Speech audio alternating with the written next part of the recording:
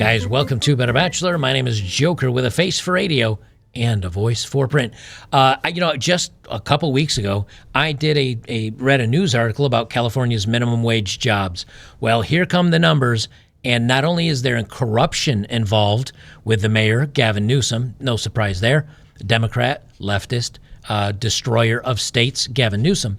Not only is there some corruption, but also come to find out it's not working, and it's going to be a bloodbath when it comes to jobs and income for the state. The state is going bankrupt, and they can't even get started. So the story I reported on initially, this is coming from March 28th.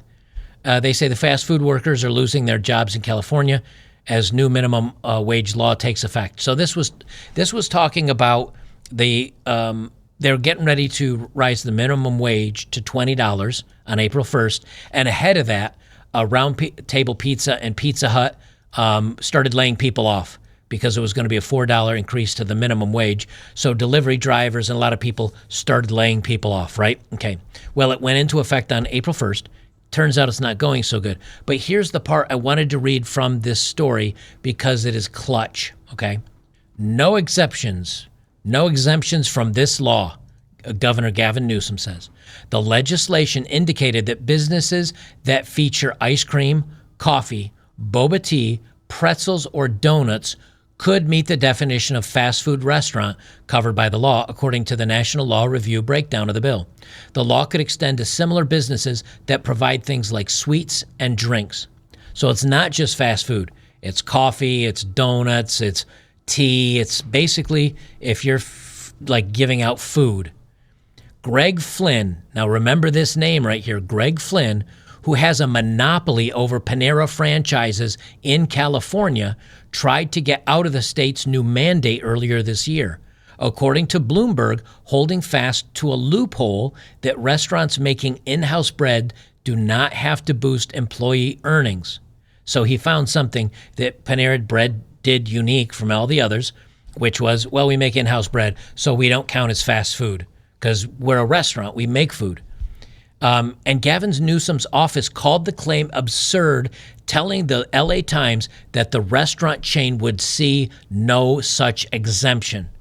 So this Greg Flynn, the monopoly over Panera, says, hey, we shouldn't count in this, Gavin Newsom. And Gavin Newsom says, nope, you're going to fall under this law just as much as everybody else. Smash cut to California Governor Gavin Newsom faces minimum wage crisis. Notably, Flynn, which was the same Flynn, Greg Flynn over here from the other story, notably, Greg Flynn is a major campaign donor to the governor and has donated over $200,000 to Newsom, which sparked the allegations of corruption. As a result, lawmakers condemned the bill exemption, stating it is unacceptable. Now, you might say, what exemption is unacceptable? They say right here, the law which aims to increase the minimum wage of low-income fast food workers does not apply to restaurants with on-site bakeries. Despite the backlash to the exemption, Newsom has denied allegations of favoritism. He said the story is absurd. Alex Stack, a spokesperson for the governor, said, dismissing the claims. So here, Newsom says, no, just because you make bread in-house doesn't mean you're exempt from this. And here, dun, dun, dun, surprise, surprise, Panera and Flynn is exempt from the law. So he skirted it, and now they're calling for looking into Gavin Newsom, because obviously he's as crooked as a $3 bill. Yeah, here's the other article. California's fast food minimum wage hike is backfiring. California's minimum wage hike has been in effect for just 1 month, and the consequences are proving to be fewer hours and potentially fewer jobs, obviously. Polo West Corporation, the largest franchise of El Pollo Loco restaurants in California, has said that its franchises went from profitable to losing money overnight when the fast food wage hike went into effect. He also said the franchises have reduced worker hours by 10%. Meanwhile, the restaurants had raised prices in February to prepare for the wage hike, leading to a 3% decline in business. So cutting back hours for employees, raising the prices a little bit. Now people are buying less, which means that you're not ahead by raising your prices. They say in total, fast food prices have gone up in California by 10% since September. Now, the bloodbath part of this is in 1 month, California has lost 10,000 jobs.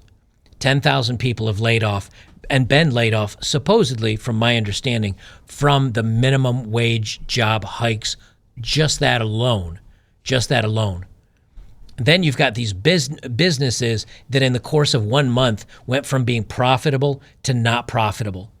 And then if you've got a business owner that's trying to figure things out, spending his own money, right, out of pocket, trying to keep things afloat until he can figure out the magic ratio of price versus number of employees versus how much you're selling versus business drop off because of the economy, now you might see some businesses starting to fold under this. Here's the part I was thinking about. Yeah, it is in this story. They say this is always how. Wait, they said, are you starting to see how the minimum wage ends up backfiring on the very employees it supposedly benefits? This is always how the minimum wage song and dance goes. When congressional Democrats want to impose a one-size-fits-all $15 an hour federal minimum wage in the country, the Congressional Budget Office determined that it would lift 900,000 people out of poverty. Less mentioned was the low estimate of 1.4 million people it would throw into poverty via unemployment. Okay, so that was for if we did this nationwide, not just for California. That's my error. I misread that the first time I saw the stat. They say even California Democrats knew this, which is why politically connected businesses managed to be granted exemptions on which the state is now muddying the water. Now, which businesses have exemptions? California Democrats play a corrupt game of fast food winners and losers. So I guess you could... Okay. Yeah, they talk about Gavin Newsom here. But apparently there's a couple of other restaurants, and one of them might be including Gavin Newsom's because he has a wine bar or something or other. I'm telling you, man, that the corruption is nuts with these people. Is there any surprise, honestly? And I'm not just talking about Democrats. I'm talking about people in politics. They're all crooked, man. So many are crooked. And so did they learn from the lesson? Well, of course not. Are they learning? No. So from the San Diego Union Tribune, should San Diego City Council take up the $25 service worker minimum wage? Now they're taking it from $20 an hour, and in a month where that failed, they said, you know what? We really need to give people $25 an hour. They want people doing the most minimum work to get paid the most. Labor unions are pushing for San Diego to mandate a $25 hourly minimum wage for service workers. Unions representing thousands of hotels, janitorial, and convention workers argue that low-paid service employees often have to choose between paying their rent or eating in the high-cost city. Well, this is only going to make shit more expensive, dummies. There's been a lot of noise so far with a large rally downtown recently and labor leaders across the state showing support for what would amount to a nearly 50% hike in the city's current minimum wage of $16.85. However, no San Diego council member has yet agreed to push forward on a proposed wage hike. Do you have any idea what this would do to the country? Okay, let's just play devil's advocate. I'm a mouth-breathing moron that works in fast food. Now, I'm not saying fast food workers are mouth-breathing morons. I'm saying in this case, in this example, I am a mouth-breathing moron in fast food.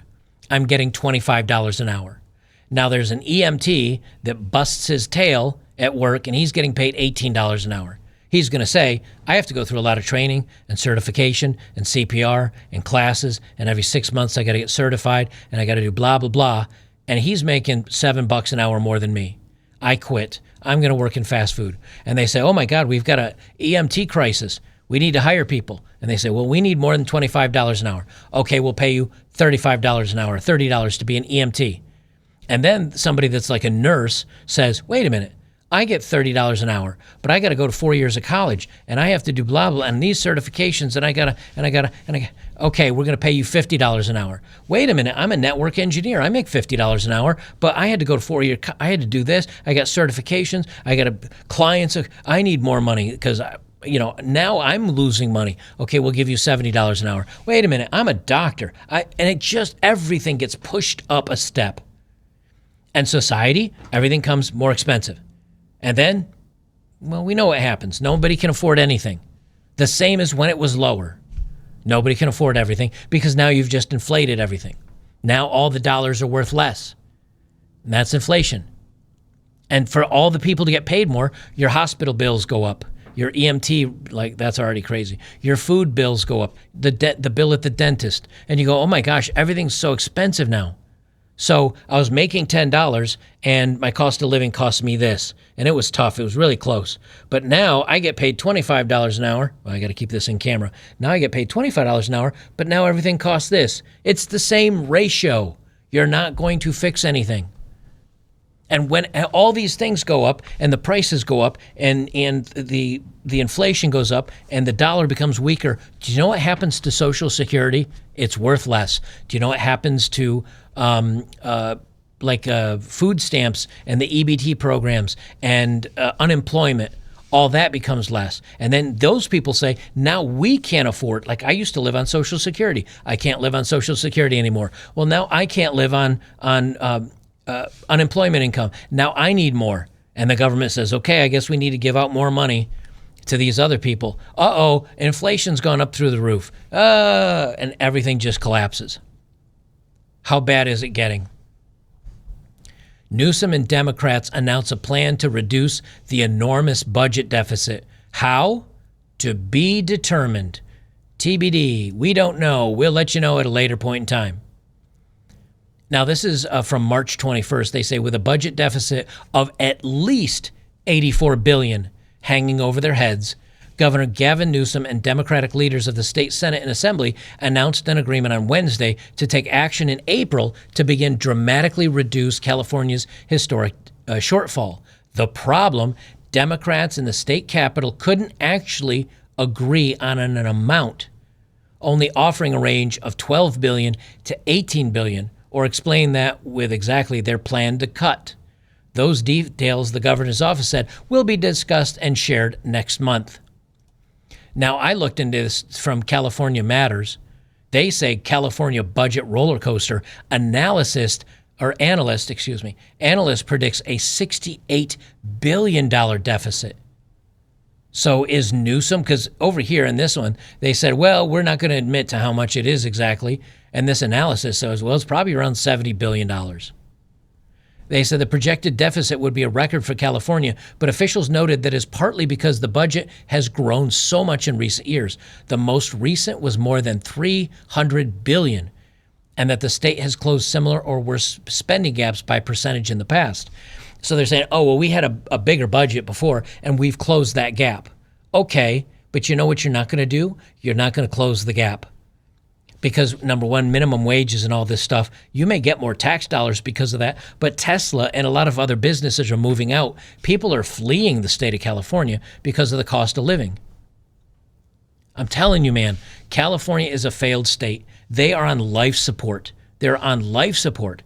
And ramping this stuff up and going crazy on everything, it just shows you that the more government gets involved with controlling the levers of finance and the levers of people's interactions and buying and purchasing, these people are morons. They're mouth-breathing houseplants. They don't know what they're doing, but they think they can fix everything, and they jump into places they don't belong. They jump into housing. They jump into politics. Politics, I guess they jump into housing. They jump into finance. They jump into farming. They jump into manufacturing. They jump into all these things, and they destroy everything.